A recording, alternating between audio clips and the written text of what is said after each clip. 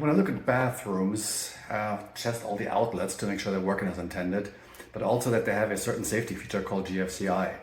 GFCI stands for Ground Fault Circuit Interrupt, which is a fancy way of saying that if the outlet senses that current goes where it's not supposed to, it will shut the power down to the outlet in a fraction of a second to protect you. Why is it important? Let's say that you have your curling iron, well, I don't need one, but you might, and you drop it into your sink that's filled with water. Obviously, that's a bad thing. Electricity and water never mix. So the outlet can sense that, shut the power off, boom, you're safe if you reach in to retrieve that curling iron. So that's a good thing. And all modern houses for the last 30 years or so have to have GFCI protection on all the outlets near anything wet, like sinks, bathtubs, showers, toilets, patios, garages, exterior outlets. We are in the master bathroom of a house. The first thing I do is make sure the outlet actually has power. So it lights, excellent. Check the other outlets. That has power too. Now that I know that, I want to make sure, do they have GFCI protection? So when I push this button here, it simulates a fault.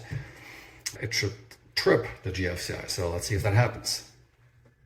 All right, so lights went off. You might have heard the click in the background. So that GFCI protection worked. No more power, this outlet is safe. And now this outlet also does not have power because they're on the same circuit. The thing is now, how do I reset it? How do I get power back once I retrieve my curling iron from the sink? There's no reset buttons on this one here, and there are no reset buttons on this one here. So what do you do? If you have an upstairs bath, downstairs bath, a hall bath, half bath, whatever, most of the time they're all on the same circuit. If we now go into the hall bath, let's take a look at that and see what the outlets are doing over there. So here's the hall bath.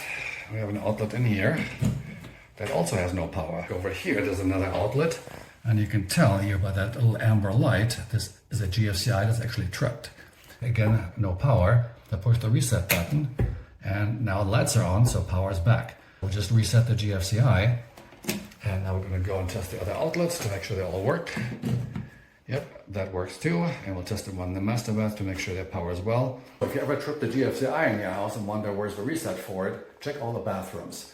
Anyway, my little tip for you, I'm Alex, the friendly home inspector of Desert Diamond Home Inspections.